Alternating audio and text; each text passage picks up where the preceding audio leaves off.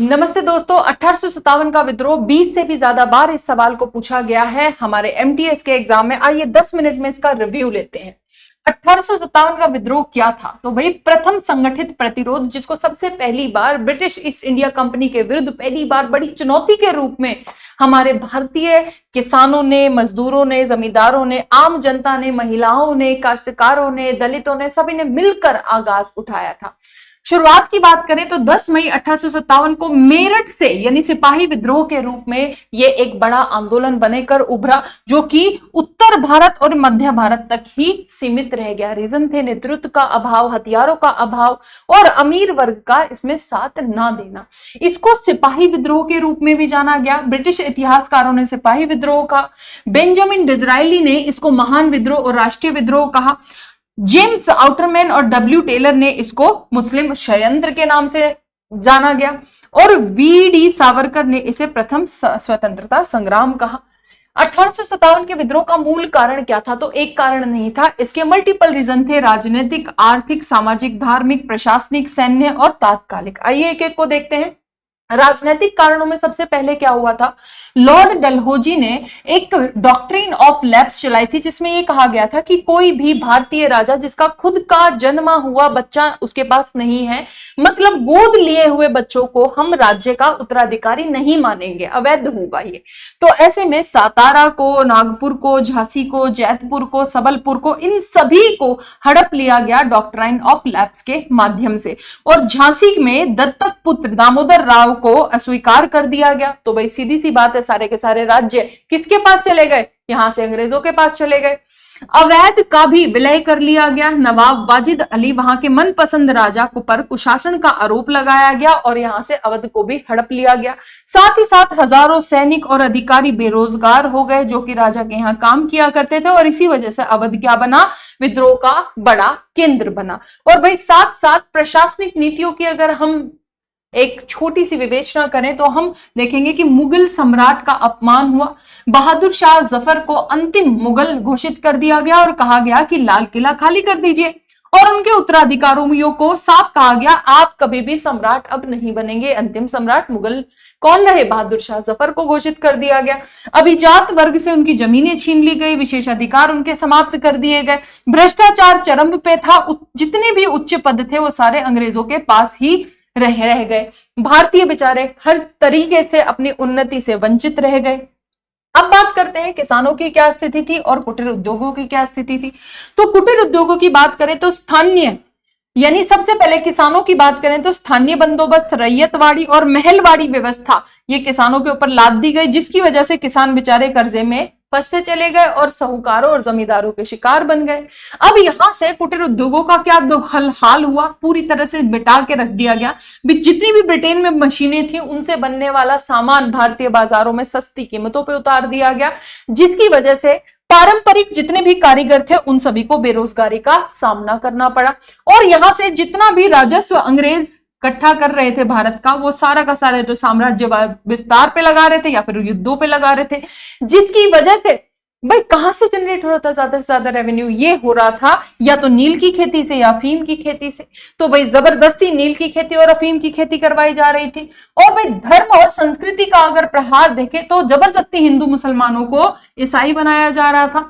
सामाजिक सुधारों में बहुत ज्यादा हस्तक्षेप था अंग्रेजों को। सती प्रथा बंद की गई, बाल विवाह बंद कर दिया गया, विधवा पुनर्विवाह किया गया। तो इस वजह से भाई हिंदू मुसलमान सभी एक प्रकार से बहुत ज्यादा खिन्नित थे अंग्रेजों से। भाई धार्मिक नेताओं को बैन कर दिया गया। नक्सलीय भेदभाव, अंग्रेज अपने आप को तो श्रेष्ठ कहने लगे, बट जो भारतीय थे उन सभी का क्या होने लगा? बड़े लेवल पर यहां पर अपमान किया गया। तो ये भी एक रीजन बनता है। साथ ही साथ एनफील्ड राइफल विवाद, ये क्या बनता है? ये बनता है उस समय का तात्कालिक कारण कि भाई फौज के अंदर एनफील्ड राइफल विवाद आया, जिसमें कि ये कहा गया कि भाई जितनी भी नई बंदूकें आई हैं इन सभी बंदूकों पे जो कार्टिलेज मतलब जो कारतूस यूज होगा उसको मुंह से छीलना होगा और उस पे लगा हुआ है सुअर और गाय की चर्बी। क्लियरली ये बात कह दी गई भाई फौज में 87% कितने 87% ऐसे लोग हैं जो हिंदू हैं, भारतीय हैं, मुसलमान हैं। तो ऐसे में हम गाय और सुअर की चर्बी मुंह नहीं लगाते हैं। इस बात का जैसे ही मंगल पांडे को पता चलता है, जो कि बैरकपुर छावनी में, कहां पर? बैरकपुर छावनी, पश्चिम बंगाल, 34वीं इन्फेंट्री में काम कर रहे थे, उन्होंने साफ मना कर दिया, भाई हम तो नहीं इसको यूज करेंगे। तो ऐसे में भाई जोक झोंक होती है इनकी अपने ही वरिष्ठ अधिकारी से, जिनको ये गोली मार देते हैं।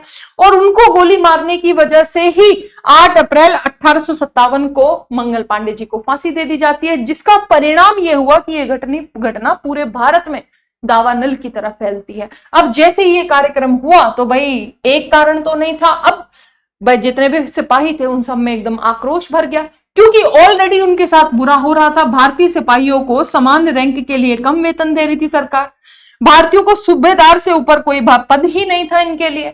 यूरोपियंस की बात करें तो समान रैंक के लिए उच्च वेतन थे, और जितने भी उच्च अधिकारी पद थे वो सारे आरक्षित थे अंग्रेजों के लिए। तो ये था तो गलत ही इनके लिए, बेचारों के लिए। तात्कालिक कारण और क्या थे?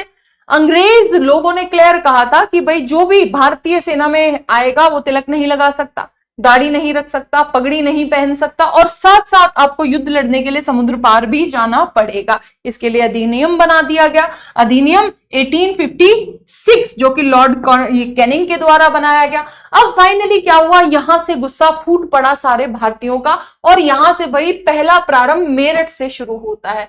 24 अप्रैल 1857 को थर्ड नेटिव कैलेवरी के द्वारा 90 सिपाहियों ने चर्बी वाले कारतूसों को यूज करने से मना कर दिया कि हम यूज नहीं करेंगे। तो भाई परिणाम क्या हुआ, 85 सिपाहियों का कोर्ट मार्शल हुआ और 10 साल की सजा दे दी गई। 10 मई 1857 को क्या होता है, वास्तविक विद्रोह यहां से शुरू हुआ था। मतलब सिपाहियों ने खुद को खुला कर दिया गया कि भाई आज के बाद हम आपके साथ है ही नहीं।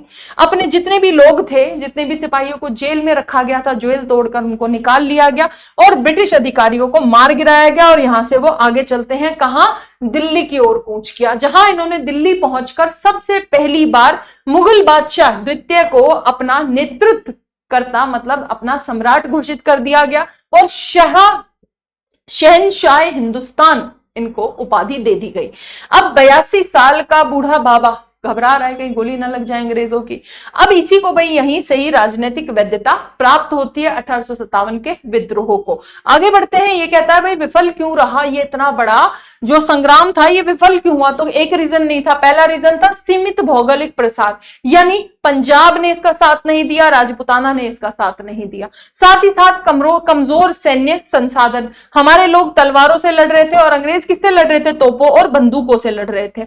अगला रीजन क्या रहा, एकीकृत नेतृत्व का अभाव, यानी कहीं से भी कोई केंद्रीय नेतृत्व नहीं था, सब अलग अलग अपने अपने लेवल पे लड़ रहे थे।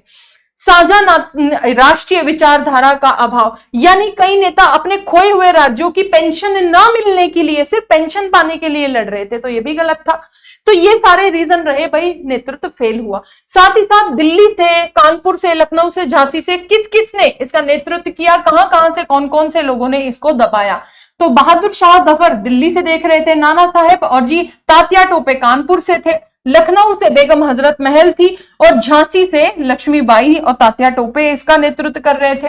जगदीशपुर बिहार से कुंवर सिंह, बरेली से खान बहादुर, फैजाबाद से मौलवी अहमदुल्ला जी, और इलाहाबाद से लियाकत अली, और असम से कौन था, कंदेश्वर सिंह और जी मनी राम दत्त बरुआ जी, जिसको दबाने के लिए इस विद्रोह को वहां की स्थानीय पुलिस ने सहारा दिया। बाकी सबको या तो विलियम टेलर ने, कैंपवेल ने सारा मैटर दबाने की कोशिश की कि भाई विद्रोह को समाप्त कर दिया जाए किसी भी तरीके से। और इसमें एक इंपॉर्टेंट बात क्या है, हेनरी लॉरेंस जो कि मारे गए थे इस विद्रोह के दौरान, कैंपवेल भी इसके साथ थे पर बचा नहीं पाए थे। आगे बात करें, किसान विद्रोह का साथ किसने नहीं दिया था?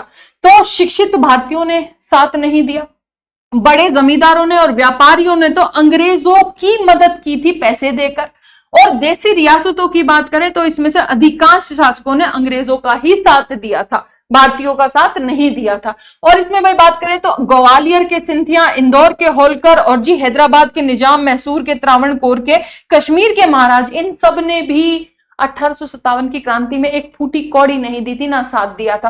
और लॉर्ड कैनिंग ने एक बात कही थी कि भाई इन शासकों ने तूफान के आगे ब्रेकर वाटर का काम किया, नहीं तो क्या होता, हम एक ही लहर में बह गए होते, साफ हो गया होता हमारा सूपड़ा। अब ऐसे में सत्ता का हस्तांतरण किस पर गया? तो हम सभी जानते हैं कंपनी शासक से ब्रिटिश क्राउन के हाथों में चला गया और खुद महारानी का घोषणा पत्र किसके द्वारा पढ़ा गया था? वायसराय के द्वारा पढ़ाया गया था। मतलब गवर्नर जनरल का जो पद था अब वो किसके हाथ में आ चुका था? वो आ चुका था वायसराय के हाथ में, जो कि खुद प्रतिनिधित्व था किसका? रानी का। और ये लॉर्ड कैनिंग ही प्रथम वायसराय बने थे जिन्होंने इलाहाबाद में महारानी का घोषणा पत्र पढ़ा था। तो ये थी आपकी आज की जानकारी। और भाई इसके साथ साथ आपको यहां से करना है एक क्वेश्चन फिल। 1857 के विद्रोह का तात्कालिक कारण क्या था? अब ये आपको कमेंट में लिखना है इसका सही जवाब। तो भाई ये है क्वेश्चन आपके लिए। नमस्ते।